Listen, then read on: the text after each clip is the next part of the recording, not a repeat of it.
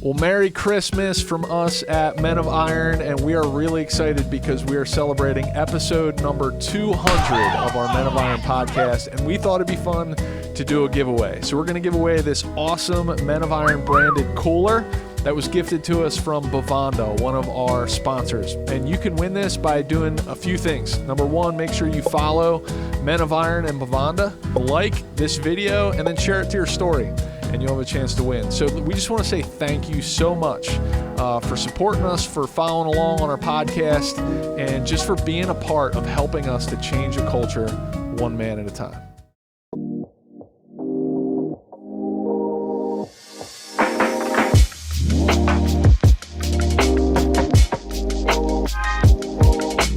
Hey, welcome to the Men of Iron podcast. It is December, Justin. Did you do your Christmas shopping? I don't want to say. Yeah. We're so late. We're like, my wife and I, Jenna, shout out to Jenna. Yeah. Neither one of us are gift givers. Like, it's not our love language, right. Which is good and bad. Yeah. It's good for us. It works well. Like, right. We have little expectations for one another, but our kids, like, they like gifts. Yeah. So it's just, we're getting there. No doubt. We're getting there. And you asked me this question earlier, so I'll ask you, real or fake Christmas tree? We switched to fake. Gotcha. Last year we love the real. Yeah. But I hate how it dies on you, and right. I mean so we switched to fake. Yeah. I feel ashamed. And it's just a green one? It's yeah. Okay. Like they sell like white ones. Right. Yeah. That like seems back too in the cheesy. day. Yeah. I'm still a real Christmas tree kind of guy. Keep it going. But I do feel bad every time I gotta take that thing out, and I usually set it on fire. Yeah, that's fun. Which is fun. But I wait until it gets nice and dry. Yeah. So anyway, come late January, early February, come to my house. We will bring your Christmas tree. Let's burn it. Yeah, we'll set it on fire. Gosh, it's like, anyway. Hey, so this week we're talking about apathy. Like, what in the world is apathy? Somebody said this word probably like a year or two ago, and I heard it, and I was like, it was a pastor preaching a message on it. I'm like, I don't even know what that word means. What does it mean to be apathetic? So I looked it up. Yes. And here's what it means. Apathy is a noun meaning lack of interest, lack of enthusiasm, or lack of concern.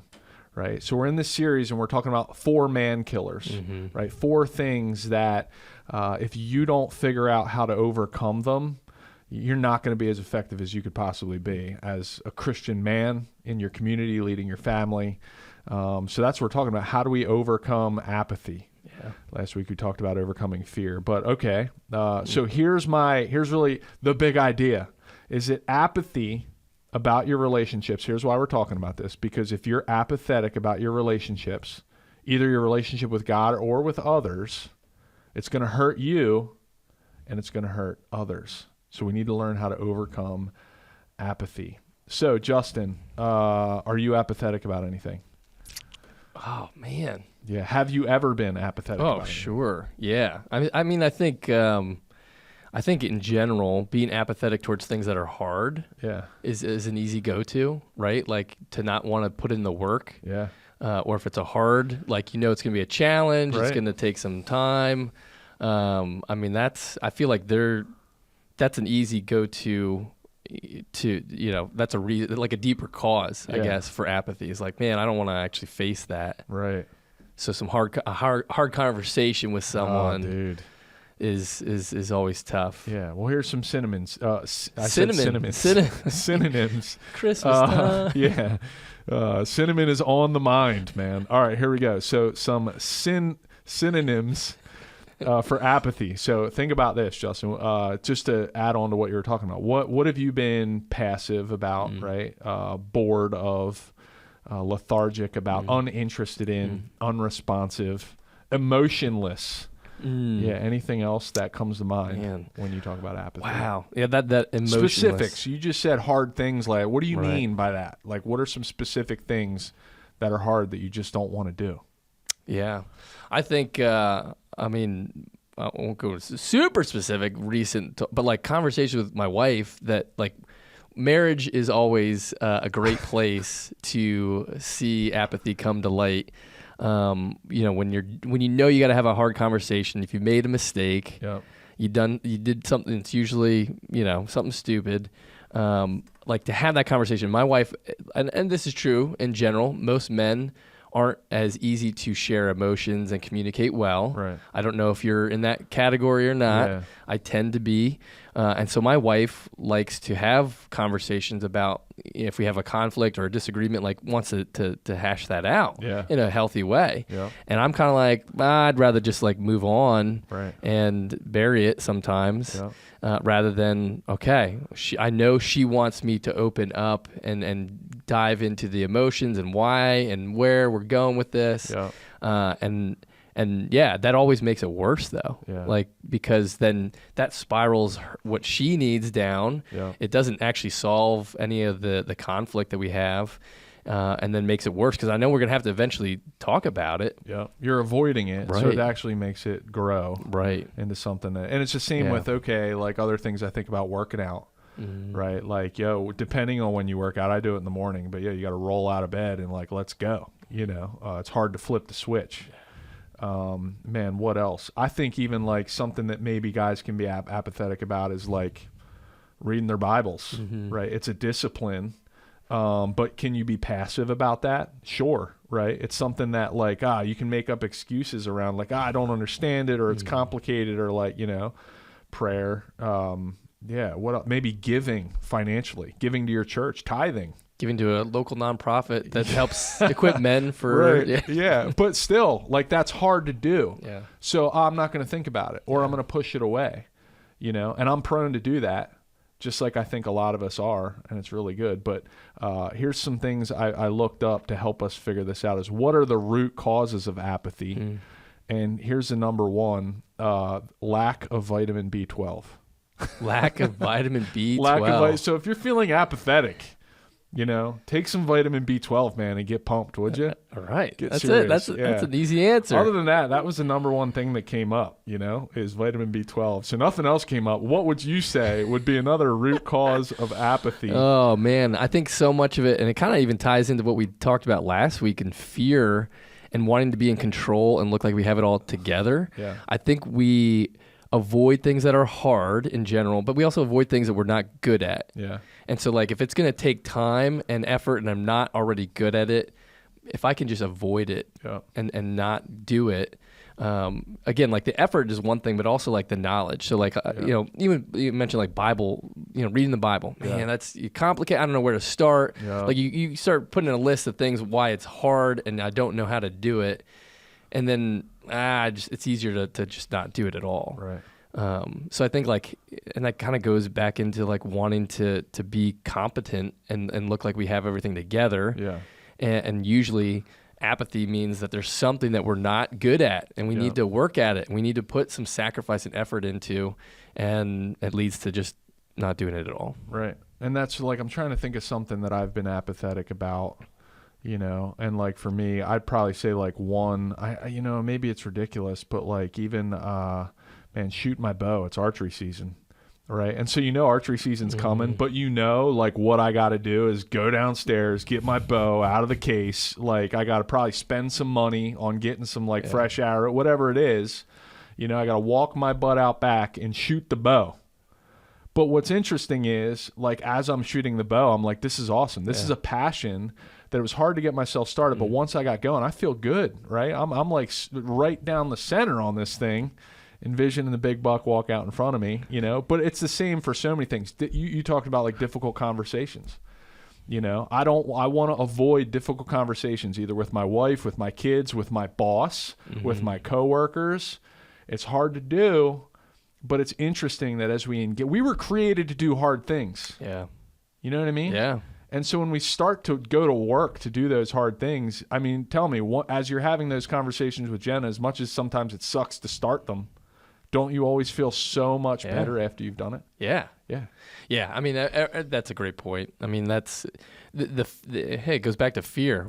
These man killers, like they overlap. Yep. We're afraid of what's going to happen. Yep. We're afraid of the hard work. Yeah. And yet we and it's probably not true for every situation. I'm trying to think, but like most situations, avoiding it, one, makes it worse. Yeah. But then facing it faced like just going after it, usually ends up, wow, what was I waiting for? Like what, why it wasn't as bad as I thought it was. Nope. And now I'm better. My marriage is better. My kids are better. Whatever, my boat, I'm better at it. My health is better. Right. I feel good today. Oh, that's a great, man. One of the things I hate, apathetically speaking, like medical stuff. If you got like something going on, you're like, I'm just going to avoid it. I'm not going to get it checked out, and maybe it'll go away. I do that with my car. I do that with my I've got a plumbing situation right now. Right. I cannot figure it out. Like if it was an easy fix, frustrating. It's like, okay, I can fix it. Great. Move on.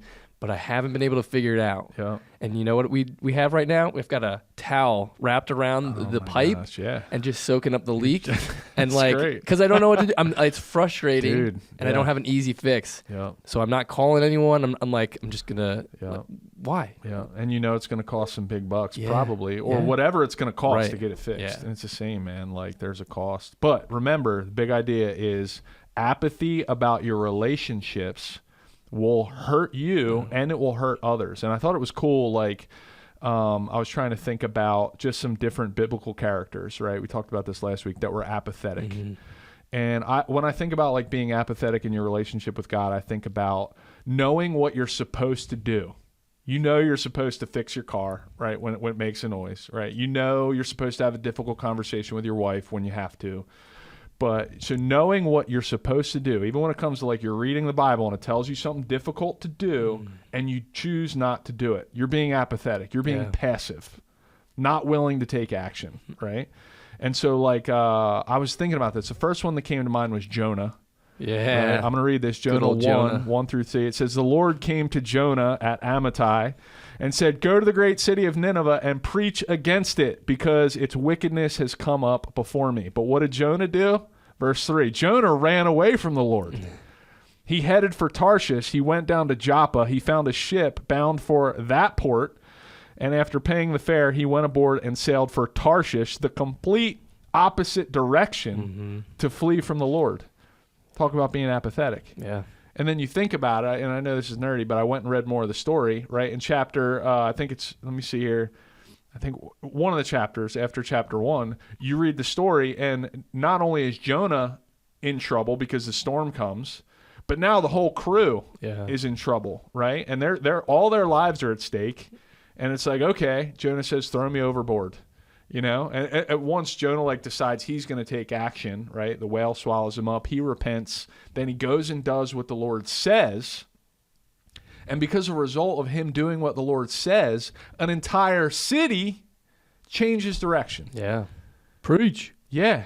Powerful. Yeah. Any other like... Man, well, when you were just kind of recapping that, it made me think, so the whole, because of Jonah's apathy, him and his entire boat, his whole ship, the crew, were in danger. I mean, isn't that like a great picture of like, for us as men, what is your boat? What is like your home life, the people around you? Like when you avoid what God is calling you to do because it's hard, you put everyone else around you in danger. Your culture. Yeah, your culture is at stake when you do that. Man. And let's avoid having that step of having to sacrifice jumping off the whole boat to get something fixed in that. Like take the step before you get on that to that place. Yeah. And then again, like, and God works through it. He does. He just like he wants us to take that step. Yeah. He's there. Yeah. And then great things, an entire city. Yeah. I mean, that's... Yeah, if he would have obeyed in the first place,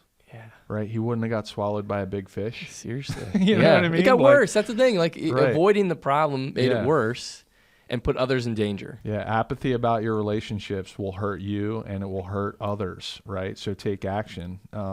So here's another question is, and we're wrapping up here, all right, but I was trying to think about like, okay, instead of thinking about let's just think about how do I combat apathy? And so like we could think about, try harder, right? Just do it anyway. And like I was trying to think like, all right, how do you combat apathy? Well, I was just thinking about like what are some antonyms? Ooh. Right? You said that better than synonym. Yeah, what's the opposite? And that would be to, instead of being passive or disinterested, get enthusiastic. Get interested, get passionate about something.